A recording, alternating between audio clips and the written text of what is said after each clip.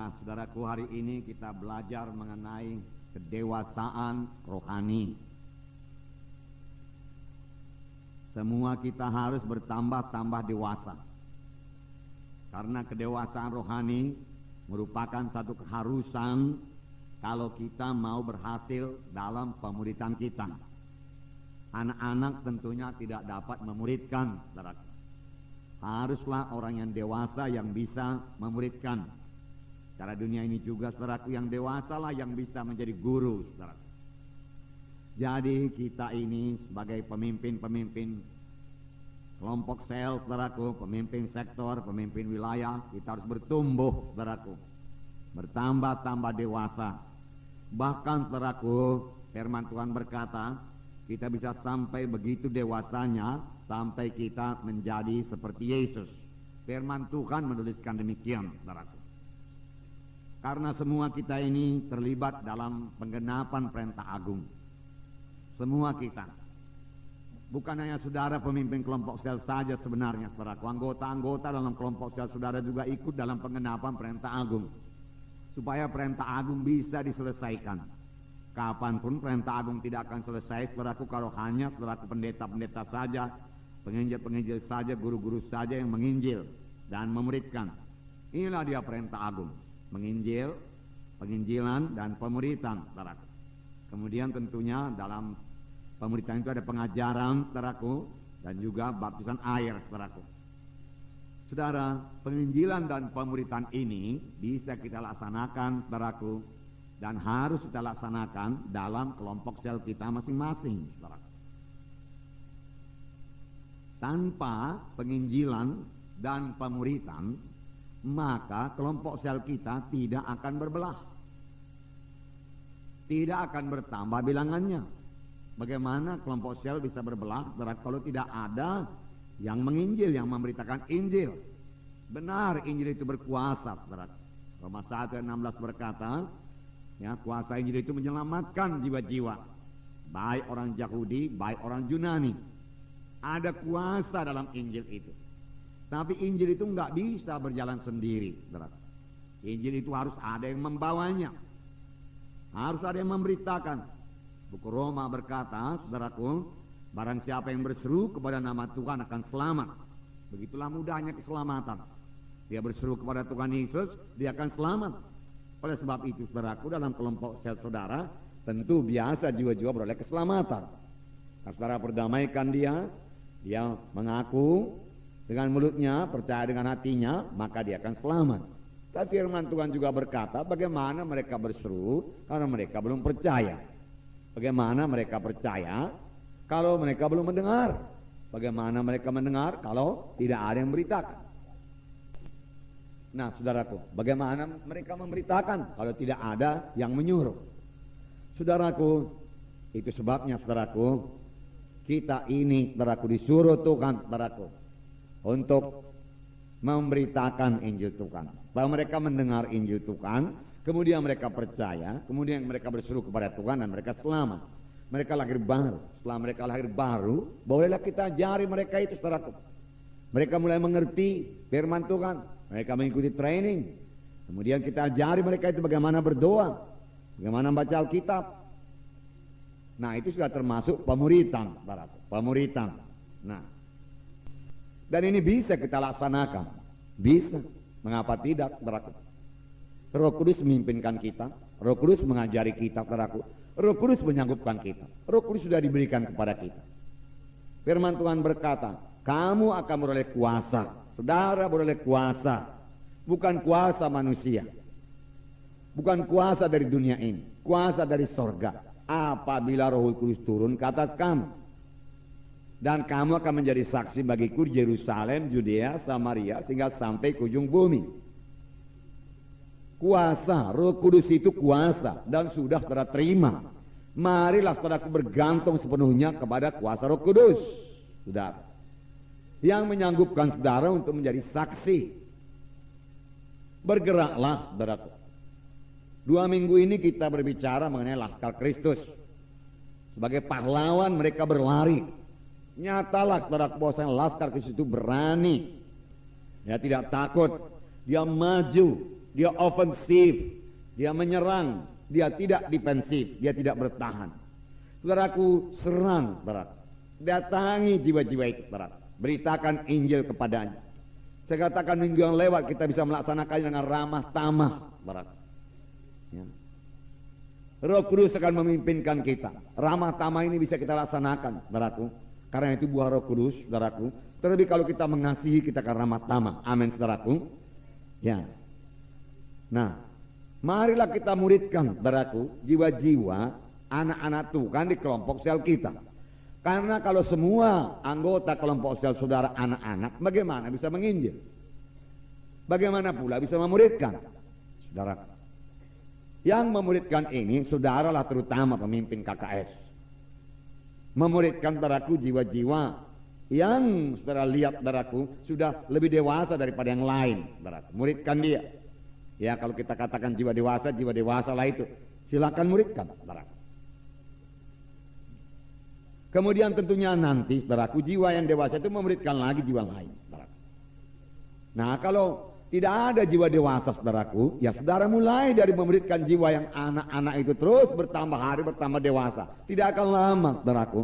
Kalau saudara ikuti, saudaraku, cara pemuridan yang dipakai oleh Tuhan Yesus, yaitu cara magang, saudaraku. Tuhan Yesus memuridkan murid-muridnya, saudaraku, dalam tempo 3,5 tahun. Dan murid-muridnya sungguh sangat teguh, mengerti jalan Tuhan, bisa meneruskan pekerjaan Tuhan, saudaraku, dan bisa memenangkan dunia ini buat Tuhan Yesus. Menyampaikan maksud Tuhan betul-betul, saudaraku. Dalam tempo 3,5 tahun, saudaraku. Nah, cara apakah yang dipakai Tuhan Yesus, saudaraku? Ya, kalau kita menyebutnya dengan cara magang. Tetapi kita mengetahui, saudaraku, bahwasanya murid-murid itu banyak sekali, saudaraku, bersekutu dengan Tuhan Yesus. Banyak sekali bersama-sama dengan Yesus. Inilah cara magang, saudaraku. Jadi, saudaraku, dalam kelompok sel, saudaraku, saudara muridkanlah itu. Oke lah, berkhotbahlah, saudaraku. Jangan terlalu lama berkhotbah, 15 menit saya pikir sudah cukup. Saudaraku, kemudian saudara perlu mengenali jiwa-jiwa saudara itu. Amin, saudaraku. Bagaimana saudara memuridkan kalau saudara tidak kenal dia? Ya, apa yang perlu kepadanya? Ya. Saudara tidak tahu apakah dia baca Alkitab atau tidak. Saudara nggak tahu apakah dia bisa berdoa apa tidak, saudaraku. Saudara nggak tahu apakah dia sudah menginjil apa tidak, saudaraku. Saudara nggak tahu apakah ikatannya sudah lepas apa tidak, saudaraku. Kalau saudara tidak, bicara dengan dia, saudaraku. Ya. Saudara nggak tahu, saudaraku, bagaimana latar belakangnya, saudaraku. Ya. Boleh jadi sebentar saudara boleh melihat ini jiwa pemalu, ini jiwa ya berani bersaksi, ini jiwa bisa menyanyi, ini tidak bisa menyanyi. Ya sampai sedemikian saja, saudaraku. Tapi bagaimana saudara bisa menolong persoalannya itu? Misalnya satu jiwa pemalu, saudaraku. Kalau saudara tidak bicara kepada dia, saudaraku, bagaimana saudara bisa mengatasinya itu, saudaraku? Ya. Kalau yang sakit oke lah, siapa yang sakit, saudara berkata diangkat tangan, dan saudara boleh berdoa, saudara. Tetapi ada yang sakit rohani lah kita katakan, saudara. Ya, dia nggak berani bicara di depan orang ramai, saudara. Ya, banyak yang demikian, diantaranya saya, saudara. Ya, dahulu maksud saya, saudara. Jadi walaupun dia tidak berani bicara di muka orang banyak sekarang ini, dengan pelayanan saudara, dengan pemuridan berlaksanakan kepadanya, dia bisa berubah. Amin, saudaraku. Dia bisa berubah. Tapi kalau saudara perlu berkata-kata dengan dia, saudaraku. Saudara kan perlu jumpa dengan dia. Kalau khotbah terus menerus, saudaraku. Hari Minggu khotbah, saudaraku. Kalau di gereja kita ada 9 kali khotbah pada hari Minggu. Tidak ada yang kurang dari 1 jam, saudaraku. Ya, mungkin kami ini, mungkinlah, saudaraku. Kami ini perlu bertobat juga, saudaraku. Ya. Lalu lebih dari 1 jam. Ditaruh jam di sini, saudaraku, lebih juga dia, saudaraku. Khotbah cukup banyak, saudaraku. Maka hasilnya pun banyak khotbah juga, tidak heran, saudaraku. Ya. Tetapi sekarang, saudaraku, saya minta kepada saudara, karena di sini saya tidak mungkin, saudaraku, ya bicara kepada saudara satu persatu. Tapi dalam kelompok sel bisa. Sehingga itu nanti menjadi bahan doa saudara. Saudara kenal tiap-tiap jiwa itu, saudara. Saudara tahu persoalannya, saudara. Bukan dia tidak mau menginjil, saudara. Boleh jadi ketakutan menguasai dia. Boleh jadi juga ketakutannya itu berasal karena dia tidak tahu bagaimana memulai penginjilan itu. Apa yang akan kukatakan katanya. Kalau nanti jiwa-jiwa berkata begini, apa yang kujawab? Nah, saudara. Nah, itu perlu saudara terangkan kepada. Saya yakin saudara, kalau saudara terangkan jelas mengenai penginjilan kepadanya, saudaraku. Saudara, dia kan bergairah pun menginjil, saudara. Ya. Sama sebagaimana Paulus berkata, "Wai bagiku kalau aku tidak berangkat mengabarkan Injil, dia berangkat sebagai rasul." Mengapa? Karena dalam dirinya sudah penuh, saudaraku, dengan berita. Begitu limpah dia dengan berita dari sorga, saudaraku. Kalau dia tidak sampaikan berita itu, saudaraku, dia bisa meledak, saudaraku. Kaya dia dengan berita itu, saudara. Nah, saudara, jadi bukan berkhotbah saja, jauh lebih dalam daripada berkhotbah, saudaraku. Kita melayani mereka, kita mengajari mereka. Apa kata Paulus dalam 1 Tesalonika 2? Bukalah Alkitab saudara, 1 Tesalonika 2 ayat 7 dan 8. Ayat 7 dan 8. Dapat saudara? Halaman 257. Marilah kita baca bersama-sama. Saudara sudah dapat 1 Tesalonika pasal 2 ayat 7 dan 8. Mari kita baca bersama-sama. Tetapi kami berlaku ramah di antara kamu, sama seperti seorang ibu mengasuh dan merawati anaknya. Demikianlah kami dalam kasih sayang yang besar akan kamu. Bukan saja rela membagi Injil Allah dengan kamu, tetapi juga hidup kami sendiri dengan kamu, karena kamu telah kami kasihi. Inilah pemuritan. Pertama, Paulus berkata, kami berlaku ramah di antara kamu. Haleluya, saudaraku. Biarlah kita juga ramah tamah. Amin. Buah Roh Kudus, saudaraku, ya. Ramah. Sama seperti seorang ibu mengasuh dan merawati anaknya.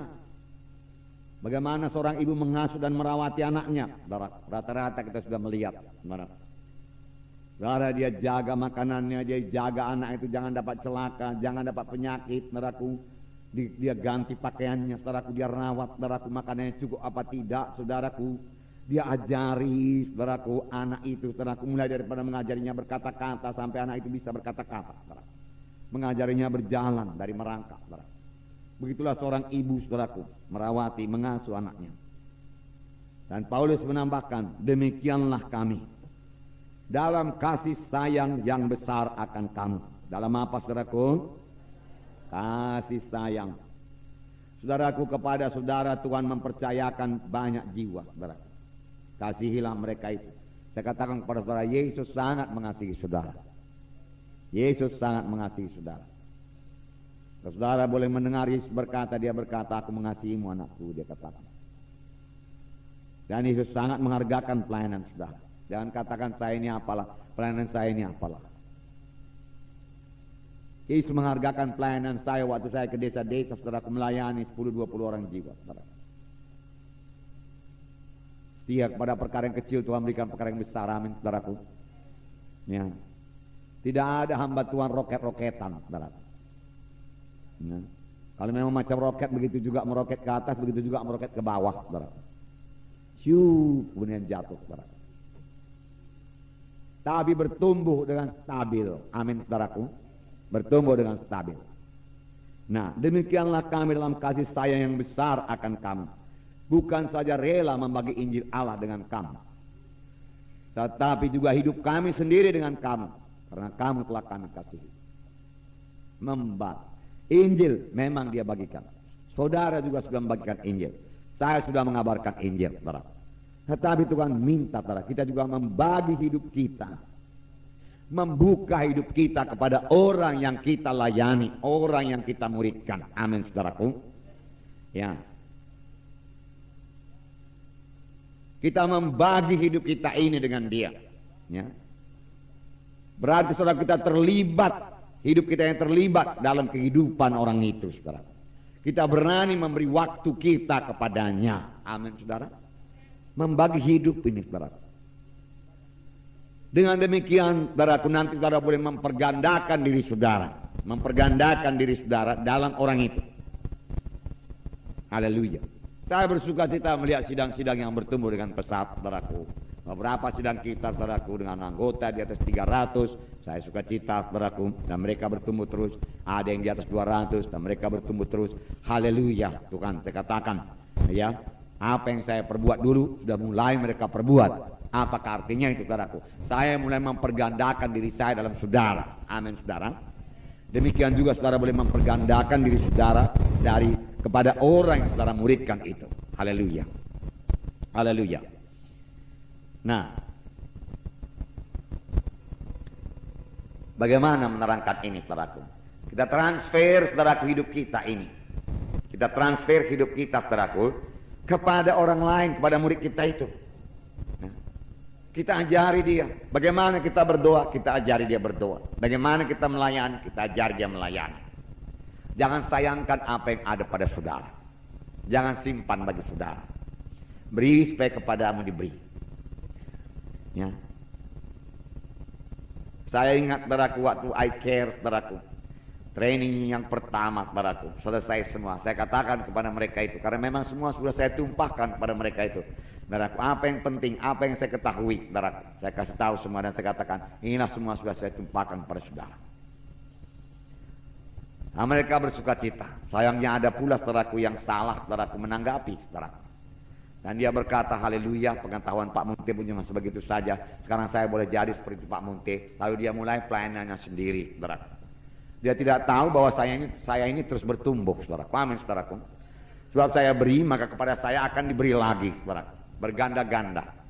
Demikianlah hidup kita ini, saudaraku. Saudara mau memuridkan, saudara pun akan dimuridkan juga, saudaraku. Semua kita bertumbuh dalam Tuhan. Semua kita, saudaraku, belum sampai seperti Yesus, saudaraku. Firman Tuhan berkata kita perlu mencapai kedewasaan penuh, saudaraku. Nah, saudaraku, jadi, saudaraku, untuk mentransfer hidup kita itu, saudaraku, kepada jiwa-jiwa, anggota-anggota kelompok sel, saudaraku, kita perlu bergaul rapat dengan dia. Amin, saudara. Bergaul akrab, intim dengan dia, saudaraku. Mengenal dia.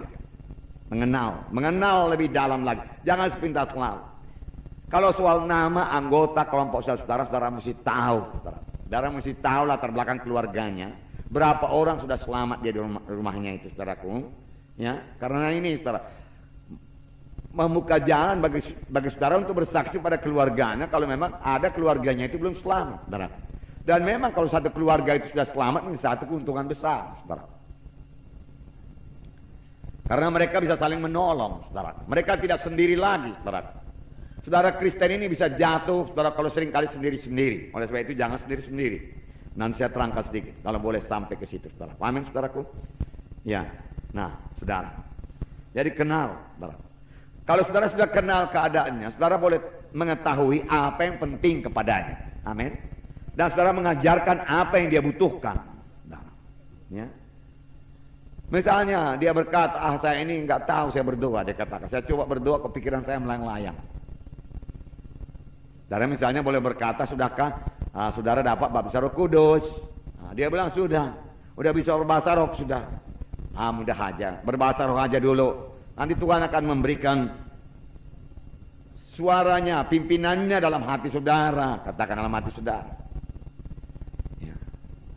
Dan kalau saudara memang mau membagi waktu saudara dengan dia, mentransfer saudara dengan dia, mari kita berdoa dulu bersama-sama, katakan. Ya. Saudara boleh pegang tangannya, saudara. Ya. Boleh pegang tangan kalau laki-laki dengan laki-laki, saudara. Ya. Para perempuan dengan perempuan. Amin, saudaraku. Kalau memang saudara, ya, pemimpin kelompok sel, saudara seorang perempuan, saudaraku, dan ya mau saudara ajar itu laki-laki, oke lah, ajari aja begitu. Ada orang lain lagi di situ maunya. Amin, saudara. Ya. Kita tidak memberi kesempatan kepada setan. Amin, saudaraku. Ya. Dan juga memberi contoh kepadanya, memberi contoh. Nah, saya sendiri, saudaraku, di muka podium ini, saudaraku, dan begitu banyak, saya beri contoh kepada saudara bahasa roh. Dan apalagi saudara dalam kelompok sel, berikan contoh. Ya. Lihat apa yang diperbuat Tuhan Yesus. Markus pasal 3. Markus pasal 3 saya mau bacakan kepada saudara. Ayat 13 dan 14. Markus pasal 3, 13 dan 14. Kemudian naiklah Yesus ke atas bukit, ia memanggil orang-orang yang dikehendakinya, dan mereka pun datang kepadanya. Ia menetapkan 12 orang untuk menyertai dia, dan untuk diutusnya memberitakan Injil. Saudaraku, Yesus memilih murid-muridnya, 12 orang, dia panggil, dan mereka pun datang kepadanya. Kemudian ayat 14 berkata, ia menetapkan 12 orang untuk, di sini dikatakan menyertai dia. Tapi dalam bahasa Inggris dikatakan untuk bersama-sama dengan dia. Amin, saudaraku. Murid-murid Yesus harus bersama-sama dengan Yesus. Bahkan saudaraku, ini nampaknya saudaraku belum bisa kita laksanakan, saudara. Karena Yesus bersama-sama dengan muridnya, saudaraku, siang malam. Saudara. Malam bersama-sama menginjil. Kemudian di mana ada kesempatan dia diajari murid-muridnya bersama-sama makan, saudaraku, ya, saudara, ya, bersama-sama melayani, saudaraku, bersama-sama, saudaraku, mengadakan mujizat, saudaraku, sehingga tidak ada lagi yang asing kepada murid-murid, saudara. Murid-murid tahu segenapnya, dan mereka bisa menuliskan Injil. Beberapa orang yang kata mereka menuliskan pengalaman. Mereka begitu mengenal Yesus. Dan Yesus mencurahkan hidupnya kepada murid-muridnya. Memberikan firman Tuhan, mengajari. Barat. Sampai pada waktu Petrus menyangkal Tuhan Yesus pun, Tuhan Yesus merasa perlu untuk melayani lagi Petrus. Untuk mengembalikan Petrus kepada panggilan Tuhan yang semula. Saya percaya Petrus dalam keadaan lemah waktu itu, saudaraku. Tapi Tuhan Yesus datang kembali kepada Petrus. Dan berkata, gembalakanlah domba-dombaku. Saudara tahu, pada waktu itu Petrus kembali menangkap ikan, saudaraku, dan Yesus datang ke tepi pantai, saudaraku, untuk bersama-sama dengan murid-muridnya, bersama-sama dengan Petrus, untuk mengembalikan Petrus, saudara, kepada panggilannya, saudaraku. Kalau Tuhan tidak datang, boleh jadi Petrus terus jadi nelayan kembali. Tapi Yesus tidak mau, saudaraku. Demikian, saudaraku, dengan anak-anak Tuhan. Kalau ada yang sudah mundur, saudaraku, saudara, jangan katakan karena dosanya itu. Justru karena dosanya saudara perlu melayani dia. Amin. Saudara harus datang. Dikatakan tadi sebagai seorang ibu mengasuh merawat anaknya. Saudaraku, rata-rata anak-anak itu bahkan tidak kenal kehendak ibunya. Selalu berbuat salah, selalu berbuat yang bahaya. Tapi ibunya bagaimana betul mengasihi anak itu. Ibunya itu memang mengasihi anak itu. Ya. Bahkan ibunya itu membagi hidupnya dengan anak itu. Saudaraku. Inilah pemuritan. Saudaraku, dan jangan lupa, saudaraku, kita ini dalam keluarga Allah. Dahulu kita belajar, saudaraku, ya, bahwasanya abang-abang dalam satu keluarga mengajar adik-adiknya. Amin, saudaraku. Demikian abang-abang rohani mengajari adik-adiknya. Saudara sudah abang rohani, saudaraku. Lebih banyak mengenal firman Tuhan, lebih lama selamat. Bahkan saudara sudah menjadi pemimpin kelompok sel. Banyak bersama-sama dengan murid-murid saudara. Amin, saudara. Ya. Apa kata Paulus, saudaraku, kepada muridnya Timotius, saudaraku? Timotius sendiri sudah lama bersama-sama dengan Paulus. Kemudian satu waktu, saudaraku, ya, Paulus menurut Timotius, saudaraku, melayani. Karena Paulus melihat sudah bisa melayani. Haleluya, sudah berbuat pelayanan Paulus. Dia sudah mempergandakan dirinya dalam Timotius. Amin, saudara. Mempergandakan dalam Timotius. Tetapi walaupun demikian, dia tidak meninggalkan Timotius. Dia doakan terus Timotius, saudara. Bahkan dia katakan karena sakit perutmu itu, enggak apalah minum anggur, dia katakan. Boleh jadi air daerahmu itu tidak baik, dia katakan. Minum anggur sedikit, dia katakan. Tidak akan memabukkan engkau, asal engkau tidak berlajak-lajak. Amin, saudaraku. Ya. Inilah seorang guru, saudara, kepada muridnya.